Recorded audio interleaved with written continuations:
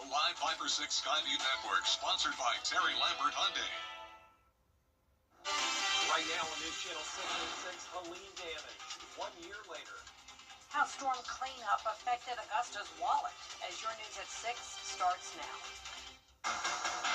Live from Television Park, this is WJBF News Channel 6 at 6.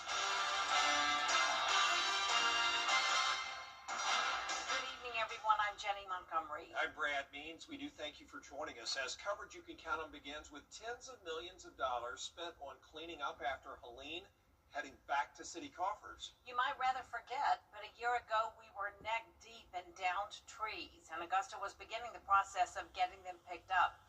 The cost is enormous, but the city is collecting. George Escala has the story. Fleming Park played a part in Augusta's recovery from Helene, serving as a debris drop-off location. Park goers don't miss the mess. We couldn't hardly drive this way because of all the trucks and all the debris. My tires was messed up. Everything was messed up. Last October, the city began picking up the mountains of storm debris left behind by Helene, spending more than $65 million. Now the city, one of the top in Georgia, in getting its coffers refilled. We're number 5 in the state in our ability to recollect the dollars that we need to get Augusta going again. An update from Tetra Tech, the city's recovery consultant, said the city has been reimbursed almost $35 million of its debris removal costs. And thanks to help from the state, all of the pickup will be covered. Generally, after 90 days, the split goes from 75% covered by FEMA, 25% by the city. State of Georgia and GEMA stepped up, realizing how devastating this hurricane was, and they decided to cover it at 100%. But the city is facing more costs than debris removal. The canal suffered an estimated $19 million in damage, and the city is not off the hook for that. FEMA's questioning the eligibility of those projects. We're continuing to have internal discussions to discuss, a path forward for those. So we're not out of the woods completely. Fleming Park still shows the scars from the hauling of all that debris, as the city wants FEMA to just show them the money. In Augusta, George Escala, WJBF, News Channel 6. It is time now for a first check of the weather. Here's Chief Meteorologist Jenna Petracci. Well, it's been another very cloudy day, and that does include Emmanuel County, but you can sort of see the sun trying to peek through the clouds now on our Terry Lambert Hyundai Skyview cam. It's mostly dry down there and a bit warmer in Swainsboro than yesterday by 7 degrees, 8 degrees warmer in Millen and Waynesboro. So everyone in the CSRA just a tad bit warmer, but overall we are still under that wedge setup, which means well below normal temperatures, the cloud cover and the rain. So a lot of us are in the 50s today, 59 in Wrightsville, 54 in Saluda and Aiken. Scattered showers are moving through now, so a little bit steadier of rain than what we had earlier with the drizzle and mist. And it's all because of this cold front pushing through. And notice we still have low pressure churning about back towards the west. So we'll continue to watch this tonight. We will have some rain, but not expecting any storms. Winds are breezy, not bad sustained, but the winds gusts are up to around 20 miles per hour. And for the rest of your evening, we're going to stay cloudy in the 50s, but looking ahead to Halloween, we're back to sunshine and drying out. I'll have more details on your forecast coming up, but back to you. The Richmond County Sheriff's Office needs your help to find a suspect. Police are looking for 18-year-old Trey Wright. He's wanted for a shooting that happened Monday night on Butler Manor Drive in Hepzibah. The victims shot are 16 and 18 years old.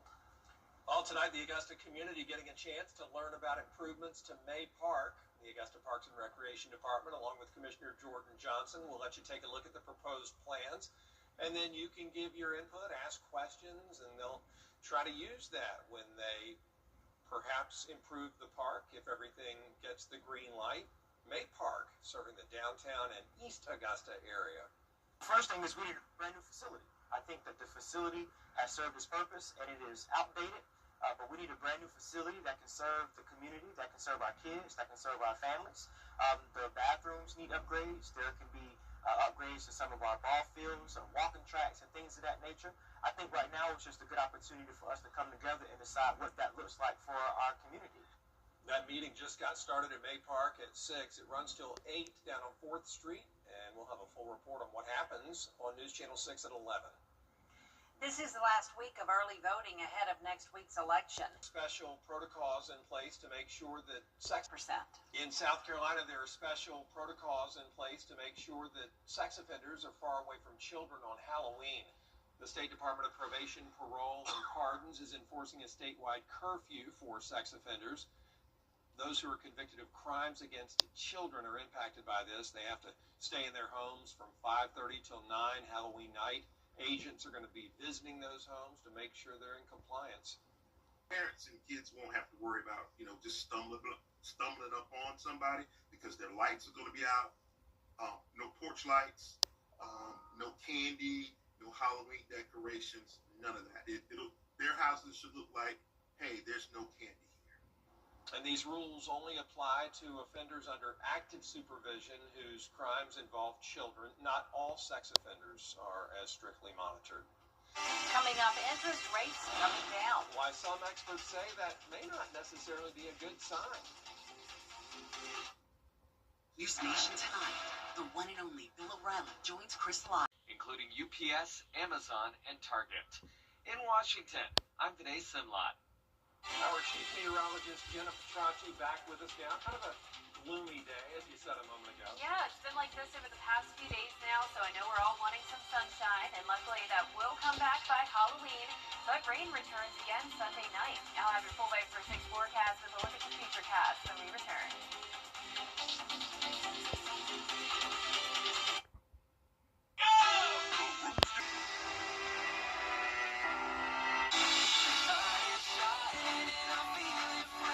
Every morning, wake up with America's #1 entertainment talk show. Live with Kelly and Mark. Weekday mornings at 9 on News Channel 6. The live Viper 6 Skyview Network, sponsored by Terry Lambert Hyundai. Weather headlines on News Channel 6, brought to you by Southpaw Roofing. Now, your most accurate forecast with WJBF Live Viper 6. Welcome back. It's a pretty rainy day here on Live Viper 6. You can see those scattered showers moving in more and more from the west, so isolated activity over in our South Carolina counties, but a bit more widespread, steadier downpours here from McDuffie County down to Hancock, including Warrenton and Gibson. Not really seeing anything heavy, though, or any storms, but definitely more steady rain over there. You can actually see the clouds moving very quickly on our Terry Lambert Hyundai Skyview cam at Wellstar MCG Health. It's a cloudy day for sure with poor visibility. 57 degrees out there. Dew points pretty much matching those temperatures and visibility down to only 4 miles. We are still stuck in the wedge today. Some of our southern line counties have warmed up into the low 60s, but the majority of us are well below normal in the 50s thanks to high pressure bringing in that northeast wind. You can see where the wedge has eroded, though, with temperatures actually up to 71 now in Valdosta, but the upstate and northern Georgia actually even showing some upper 40s here and there. So the winds are also gusting from different directions because of this low pressure system. So we have that northeast wind for some of us, a westerly wind down in southwest Georgia with gusts a bit higher, even up to around 30 miles per hour. And that satellite and radar showing this low pressure system turning about here around Tennessee and Alabama with scattered showers all around it. Some storms here and there, but in the CSRA, we are just seeing that light rainfall. And tomorrow, we're not expecting any rain for Halloween with a heart. It's going to be a nice day, but definitely chilly in the morning, 43, and then climbing into those low 60s throughout the afternoon. But be sure to come see me if you're headed there with the kids. That's going to be a great time. Halloween countdown now just 2 days away. It's going to be a nice forecast for the holiday. Comfortable in the afternoon, 66 degrees, but cold Friday morning, and then again going into our Saturday with lows in the mid to upper 30s, possible frost even. But here's the feature cast tonight. Those scattered showers continuing to move through the CSRA until around 11 o'clock to midnight. Really not seeing a whole lot of significant rainfall, up to around 1/4 of an inch at the most. Now for Halloween, high pressure is moving in, so skies will stay clear, winds will settle down, and with the calmer winds, that can help to allow that frost to form once again Saturday morning, and then maybe even again on Sunday morning. But then as we go into Sunday evening, rain starts to move in due to this low pressure system forming down in the Gulf. This will bring us a pretty significant chance of rainfall on Monday. It's still a changing forecast, so this is not a guarantee, but some of us could get some significant rainfall for sure, and that would continue to help out with the drought we've been in. The 10-day forecast is showing the sunshine Friday, Saturday, and Sunday, and that's when we fall back in hours, so we will have those earlier sunsets next week with temperatures still a little bit below average, a lot of days in the low 70s. Now, congratulations to today's umbrella winner. That is Erin Spiller from Modoc. Erin, you can pick up your Viper 6 umbrella here at the station and sign up to win yours on WJBF.com. All right. Thank you, Jenna. Coming up, meet this week's scholar athlete from Augusta Christian. We're going to hear from him and his coaches in sports.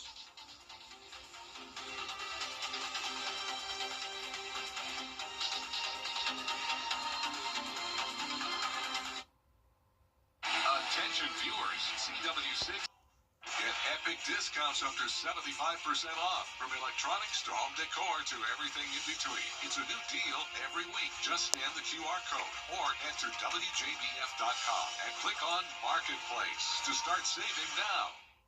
The Scholar Athlete Awards are brought to you by Jefferson Energy Cooperative, Revamp of Augusta, McDonald's, and WJBF News Channel 6. Now, WJBF sports coverage you can count on. Well, it'll be a busy football Friday night this week, but what about those Thursdays games? We have a few of those. Westside will be taking on West Lawrence for the top 3A region crown. Now, it's the battle of the unbeatens. The 9-0 Patriots will take the 2-hour trek to take on the undefeated West Lawrence Raiders. The winner of tomorrow's game will be crowned the region champs, a goal that first-year head coach Cedric Mason and his squad set out to achieve since the beginning of the season.